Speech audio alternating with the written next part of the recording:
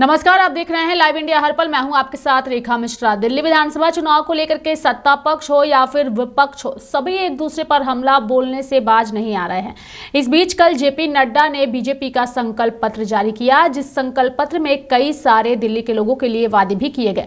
अब उन वादों को लेकर के और उन संकल्प पत्र को लेकर के कांग्रेस बीजेपी को घेरती नजर आ रही है। इस बीच कांग्रेस के उम्मीदवार हैं जो कि दिल्ली कस्तूरबा नगर से विधानसभा क्षेत्र से कांग्रेस पार्टी ने उन्हें अपना उम्मीदवार बनाया है। उन्होंने बीजेपी के संकल्प पत्र को लेकर के बीजेपी को ही घेरा है। होली दिवाली में एक फ्री भी मिलेगा और 21,000 रुपए प्रेग्नेंट महिलाओं को मिलेंगे। कैसे देखते हैं इस? कभी आप भारतीय जनता पार्टी का मैनिफेस्टो पढ़िए, जब वो एमसीडी का चुनाव लड़ रहे थे, अटल रसोई के नाम पे कि दिल्ली में 3 रुपए या 5 रुपए में भरपूर खाना मिलेगा, उन्होंने योजना शुरू करी। और सबसे इंटरेस्टिंग पार्ट है, जब हम अटल रसोई को ढूंढने गए तो पुराने बोर्ड और बोर्डों के ऊपर मिट्टी दिखाई दी। देखिए, भारतीय जनता पार्टी, आम आदमी पार्टी, दोनों सरकारें दिल्ली में सत्ता में रही हैं। 11 साल से आम आदमी पार्टी की दिल्ली में सरकार थी, पूर्ण बहुमत की सरकार थी। लगभग 10.5 साल से भारतीय जनता पार्टी की सरकार दिल्ली में पूर्ण बहुमत की केंद्र की सरकार। ये रिपोर्ट कार्ड का समय है कि जब केजरीवाल जी ने एक्साइज की पॉलिसी शुरू करी तो उसमें ठप्पा एलजी ने मारा। इस पे बात क्यों नहीं होती? जब दिल्ली के 70 सांसदों में, विधायकों में से 63 आम आदमी पार्टी के विधायक काम नहीं कर रहे थे और दिल्ली के लोग त्रस्त और परेशान थे, उस समय 7 सांसदों ने क्या करा? अगर ये कोई भी योजना लेके आना चाहते थे तो किसने रोका था इनको? केवल चुनाव से पहले क्यों? अगर आज दिल्ली का जो राष्ट्र की हमारी कैपिटल दिल्ली है, पूरे देश भर में क्यों नहीं कर सकते 500 रुपए का सिलेंडर? चुनावी स्टेटों में क्यों होता है? चुनाव से पहले क्यों नहीं कर सकते थे? केवल चुनाव में भारतीय जनता पार्टी को पता है, चुनाव नहीं, दिल्ली में उनकी सरकार नहीं बन सकती, तय है। इसलिए तय है कि दिल्ली के लोगों ने भारतीय जनता पार्टी का शासन देखा है, तभी तो उन्होंने शीला जी को 3 बार का मौका दिया। फिर केजरीवाल जी आ गए, इंडिया अगेंस्ट करप्शन के नाम पे। मैं भी हूं आम आदमी, 150 करोड़ के घर में रहने वाला आम आदमी। तो देखिए, दिल्ली के लोग बड़े समझदार हैं। दिल्ली के लोगों को पता है कि दिल्ली में काम केवल कांग्रेस पार्टी ने किया है और वही कर सकती है। जब हम पूरी दिल्ली की ट्रांसपोर्ट व्यवस्थाओं को सीएनजी पे ट्रांसफर कर सकते हैं, जब दिल्ली में फ्लाईओवर्स बना सकते हैं, दिल्ली की पर कैपिटल इनकम बढ़ा सकते हैं, दिल्ली में सब लोगों का सम्मान कर सकते हैं, अस्पताल बना सकते हैं, तो वो लोग क्यों नहीं चाहेंगे ऐसी सरकार बने? उत्तर प्रदेश के मिल्कीपुर में भी उपचुनाव होने हैं। ऐसे में उपचुनाव को लेकर के सत्ता पक्ष और विपक्ष भी एक दूसरे पर हमला बोल रहा है। इस बीच अखिलेश यादव के ऊपर हमला बोलते हुए उप मुख्यमंत्री केशव प्रसाद मौर्य ने इस पूरे उपचुनाव को लेकर अखिलेश यादव पर हमला बोला है। नियुक्त हैं, पीडीए की संख्या कम है और अन्य की ज्यादा है। वहाँ पे भाजपा पे आरोप लगाते हुए कह रहे हैं कि वहाँ पे अपने अधिकारी वो तैनात कर रही भाजपा। श्री अखिलेश यादव जी का फर्जी पीडीए हार रहा है और जो असली पिछड़ों के, दलितों के, गरीबों के, महिलाओं के, किसानों के, मजदूरों के सेवक हैं, रक्षक हैं, उनके जीवन स्तर को ऊपर उठाने के लिए काम करने वाले भारतीय जनता पार्टी की डबल इंजन सरकार वहाँ जीत रही है। सर, जो पीडीए में जो ऑफिसर्स तैनात होते हैं, अखिलेश यादव ने उन पर सवाल उठाए हैं कि बीजेपी जो है पक्षपात कर रही है और बीजेपी नहीं चाहती है कि समाजवादी पार्टी जिससे ऑफिसर्स के 5 तारीख के मतदान और 8 तारीख के रिजल्ट की स्क्रिप्ट लिख रहे हैं श्री अखिलेश यादव जी और समाजवादी पार्टी के लोग। उनको मालूम है कि वो चुनाव हार चुके हैं, लड़ रहे हैं, ये सच है, लेकिन अब अपना कैसे वह हारने के बाद फेस कर पाएंगे जनता को, जो 27 के सत्ताधीश बनने की ख्वाहिशें पाले हुए हैं, वो 47 तक सत्ता के इर्द गिर्द आने वाले नहीं हैं, तो खींच मिटाने के लिए एडवांस में स्क्रिप्ट तैयार कर रहे हैं। सर, महाकुंभ में जहां करोड़ों लोग स्नान कर रहे हैं, वहीं समाजवादी पार्टी उस पानी को गंदा बता रही है। समाजवादी पार्टी कहती है कि पानी गंदा है, इसलिए अखिलेश यादव ने हरिद्वार की गंगा में स्नान किया। देखिए, गंगा जी हरिद्वार में भी हैं, गंगा जी प्रयाग में भी हैं, गंगा जी गंगा सागर में भी हैं। अब श्री अखिलेश यादव जी को अगर कोई मानसिक दोष है, दृष्टि दोष है, तो मैं गंगा भैया से प्रार्थना करूंगा यह दोष उनका दूर कर दें। सर, दिल्ली विधानसभा चुनाव के लिए भाजपा ने जो अपना घोषणा पत्र जारी किया है, सर उसको कैसे देखते हैं? नहीं, भारतीय जनता पार्टी का जो संकल्प पत्र है और हम लोगों का जो भी संकल्प पत्र होता है वह 100% लागू होता है। और भाजपा का संकल्प पत्र, चाहे वहां आम आदमी पार्टी हो, चाहे कांग्रेस पार्टी हो, सब पर भारी है और जनहित को ध्यान में रख करके, दिल्ली के विकास को ध्यान में रख करके, दिल्ली के गरीबों के उत्थान को ध्यान में रख करके दिल्ली वासियों के उज्जवल भविष्य को ध्यान में रख करके हमारे राष्ट्रीय अध्यक्ष जी ने जो संकल्प पत्र दिल्ली विधानसभा चुनाव के लिए जारी किया है वह स्वागत योग्य है और इसके कारण से दिल्ली में एक नई लहर पैदा हुई है। जैसे महाराष्ट्र की आपने लहर देखा, हरियाणा की लहर देखा, इसके पहले मध्य प्रदेश, राजस्थान, छत्तीसगढ़ में देखा, उससे भी तेज तूफान इस समय दिल्ली में भाजपा के कमल के पक्ष में चल रहा है। मोदी लहर चल रही है जबरदस्त तरीके से। उत्तर प्रदेश के प्रयागराज में महाकुंभ पर पूरे विश्व की नजर है और ऐसे में महाकुंभ को लेकर के नेशनल कॉन्फ्रेंस के अध्यक्ष फारूक अब्दुल्ला ने भी महाकुंभ में डुबकी लगाने वालों को अपनी ओर से शुभकामनाएं दी। अच्छी बात है, ये तो सदियों से हो रहा है और 12 साल के बाद तो महाकुंभ होता है। हमारी शुभकामनाएं हैं सब लोगों को जो वहाँ गंगा माँ की डुबकी लेंगे। वहीं महाराष्ट्र में जिस तरीके से अभिनेता सैफ अली खान के आवास में घुसकर हमला हुआ, उसके बाद से ही महाराष्ट्र में बॉलीवुड स्टार्स के साथ साथ तमाम लोगों की सुरक्षा जो है वो सवालों के घेरे में है और लोगों की सुरक्षा को लेकर के ही कांग्रेस ने जो राज्य सरकार है उस पर हमला बोला है। महाराष्ट्र कांग्रेस के अध्यक्ष नाना पटोले ने कहा कि आम क्या यहाँ पर जो बड़े बड़े उद्योगपति है बॉलीवुड स्टार से वो भी सुरक्षित नहीं है। देखो, महाराष्ट्र में सेलिब्रिटी भी सुरक्षित नहीं है, गांव का सरपंच भी सुरक्षित नहीं है, आम पब्लिक भी सुरक्षित नहीं है। अगर सरकार के विरोध में आवाज उठाने की बात हुई तो जिस तरह से परभनी में एक लॉ के स्टूडेंट को भी पुलिस कोम्बिंग के माध्यम से मारा गया था, ये स्पष्ट है। तो पुलिस सरकार के इशारे पे काम करती है। महाराष्ट्र में पुलिस भर्ती से लेके पोस्टिंग तक IAS के कमीशन लिया जाता है, पैसे लिए जाते ही, ये स्पष्ट हो गया। अच्छे अधिकारी जो है उसको साइड लाइन करके रखा है और इसीलिए पुलिस का जो डर होना चाहिए वो महाराष्ट्र में खत्म हो चुका है और इसका पूरा दायित्व ये सरकार के ऊपर जाता है, बीजेपी के ऊपर जाता है। सैफ अली के मामले में आपने देखा होगा कि हमारे मुंबई का जो एरिया है जिसमें जो सैफ अली रहते हैं वो एक सुरक्षित एरिया है, वीवीआईपी एरिया है। वहां पे पुलिस की गश्त भी होती है। अब पुलिस की गश्त होने के बाद भी रात के 2 बजे एक आरोपी वहां जाके उनको 6 वार उनके चाकू से उनके ऊपर करता है और वो अभी तक मिल नहीं रहा है। घटना तो सुबह तक की बात नहीं थी। घटना में तो आपने देखा होगा कि तुरंत बात पुलिस तक पहुंची थी। तो इतने छोटे समय में भी पुलिस ने अभी तक आरोपी नहीं पकड़ा है। तो इसका मतलब है कि ये राज्य के फडणवीस सरकार का फेलियर। सपा अध्यक्ष अखिलेश यादव ने महाकुंभ के आंकड़ों को लेकर के फर्जी बताया था, जिसको लेकर के अब राजनीतिक जो है वो छिड़ गई है। तमाम लोग इस पर अपनी प्रतिक्रिया दे रहे हैं। ऐसे में हिमाचल प्रदेश के राज्यपाल शिव प्रकाश शुक्ला ने भी अखिलेश यादव के बयान की निंदा करते हुए उन पर हमला बोला है। पार्लियामेंट के अंदर और पार्लियामेंट के बाहर लोग इसी प्रकार के चाइना के गणना को तो सही मान लेते हैं और हिंदुस्तान में जब गणना होती है तो उनको लगता है कि गलत दिखाए जा रहे हैं। मैं किसी का नाम नहीं लेना चाहूंगा, लेकिन इतना जरूर कहना चाहूंगा कि जो लोग इस प्रकार का कमेंट करते हैं कि लोग अपना पाप धोने के लिए जा रहे हैं, लोग तो जाकर के पाप से मुक्त हो जाएंगे, लेकिन वह लोग हमेशा पापी रहेंगे। देखिए, हम लोग इस पर चर्चा कर रहे हैं।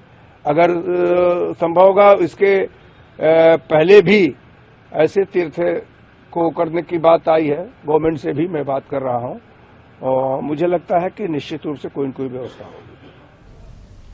वक्फ बिल पर जेपीसी की बैठक को लेकर के एलजेपी रामविलास के नेता व सांसद अरुण भारती की प्रतिक्रिया सामने आई है और उन्होंने कहा है कि इसको लेकर के जेपीसी देश के हर जगह जाकर मुस्लिम समाज से मिल रही है और उनकी चिंताओं को सुन भी रही है। देखिए, आपको अगर याद होगा कि जिस वक्त वक्फ अधिनियम 2024 ये लाया गया था संसद में, इस बारे में मुस्लिम समाज की चिंताओं को, कंसर्न्स को जिसने सबसे पहले उठाया था वो हमारे राष्ट्रीय अध्यक्ष चिराग पासवान जी थे और उनका मानना था कि एक जेपीसी बने या कोई भी कमेटी बने जहां पे जिनकी भी जो चिंताएं हैं, आशंकाएं हैं, कंसर्न्स है, उस कमेटी के सामने आकर के रखें और अपनी बात को वहां रह करके या अपनी चिंताओं को बताए, ताकि कहीं से ये भी नहीं लगे कि कोई भी बिल उनके ऊपर थोपा गया है। जेपीसी लगातार हर मुस्लिम समाज के नेताओं से, प्रबुद्ध लोगों से, उनके बुद्धिजीवियों से मिल करके हर भारत में हर जगह जाकर के सबसे जाके उनकी राय, विचार, उनकी चिंताओं को, कंसर्न्स को सुन रही है। और मुझे पूर्ण उम्मीद है कि भारत में सब जगह जाने के बाद उनकी जो भी चिंताएं, कंसर्न्स होंगी, उसको एड्रेस करके एक ऐसा बिल लाया जाएगा जो सबको मंजूर होगा।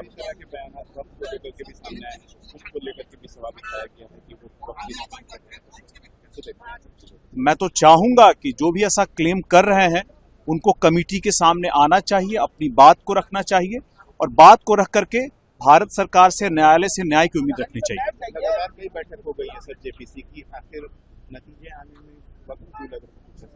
देखिए, जेपीसी जो है वो जिसका काम ही है, वो कमेटी ऐसी है कि भारत में हर जगह जा करके और जो भी कमेटी के सामने आकर के अपनी बातों को रखना चाहते हैं, अपनी चिंताओं को रखना चाहते हैं, कंसर्न्स को रखना चाहते हैं, उसको एड्रेस करे।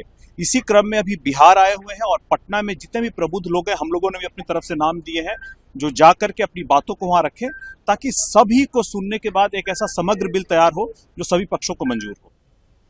बढ़ेंगे आगे। कोलकाता के आरजी कर मेडिकल कॉलेज बलात्कार और हत्या मामले को लेकर के आज सुनवाई को लेकर के भाजपा नेता राहुल सिन्हा की प्रतिक्रिया सामने आई है।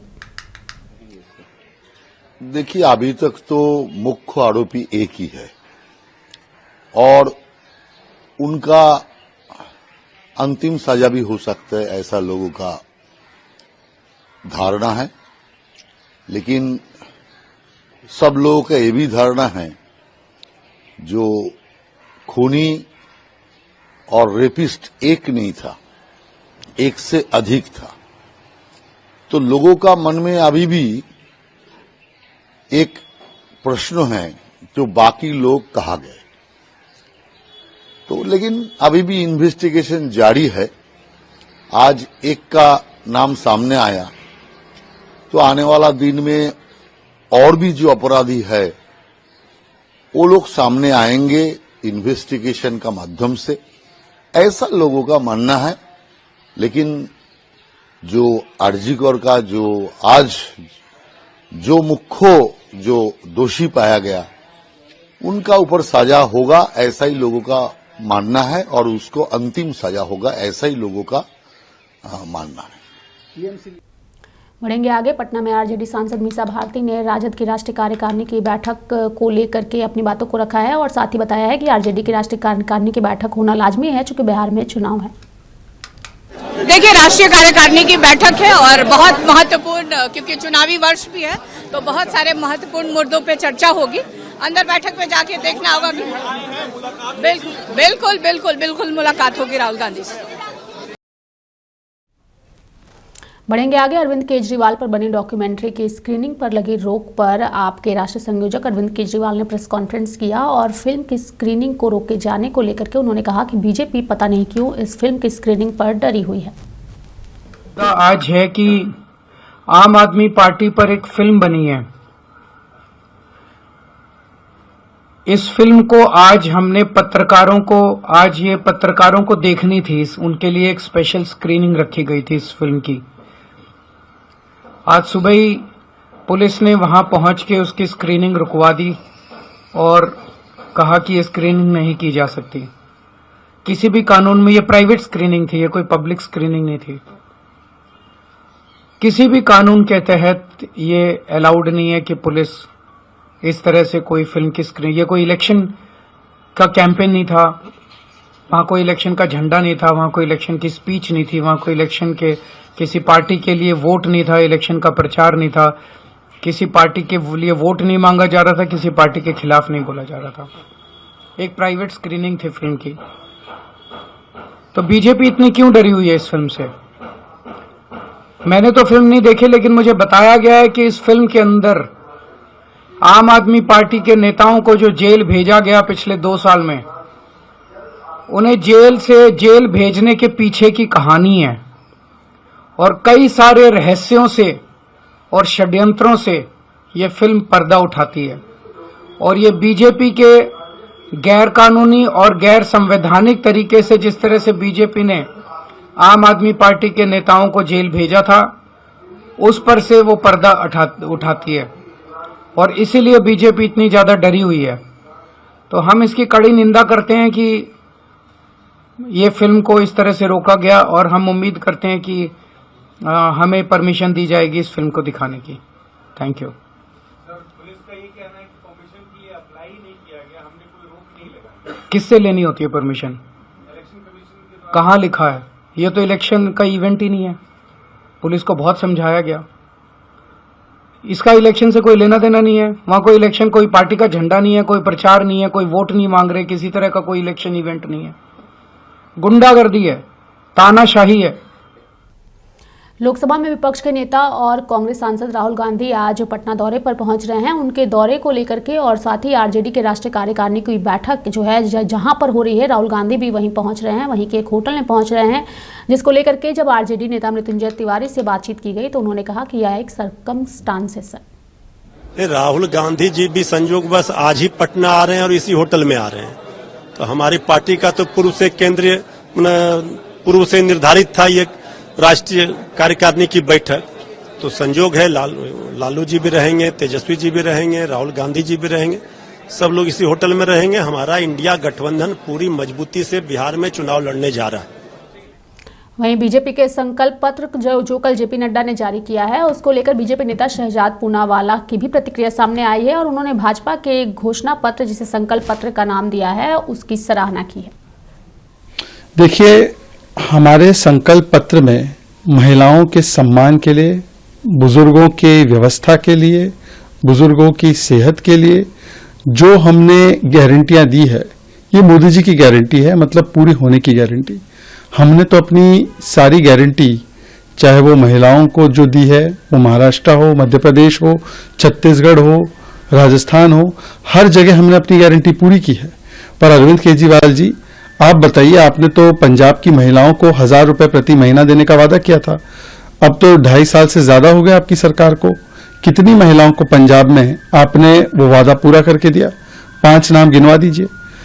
सवाल ये भी बनता है कि हमारे संकल्प पत्र में पाठशाला की बात है, जबकि अरविंद केजरीवाल और उनकी पार्टी वाले तो टीवी इंटरव्यू में बोल रहे हैं, हम तो पाठशाला नहीं, हम मधुशाला के लिए काम करेंगे, हम तो शराब नीति को वापस लाएंगे, हम तो 1 पे 1 फ्री देंगे। तो वो 1 पे 1 फ्री देने की बात करते हैं, गली गली मोहल्ले मोहल्ले दारू पहुंचाने की बात करते हैं, मधुशाला खोलने की बात करते हैं। हमारा संकल्प पत्र तो पाठशाला खोलने की बात, घर तक पानी पहुंचाने की बात और महिलाओं को सम्मान देने की बात करता है। दोनों में बहुत अंतर है। तो मेरे साथ फिलहाल नेशनल बुलेटिन में अभी के लिए इतना ही। आप देखते रहिए लाइव इंडिया हर पल।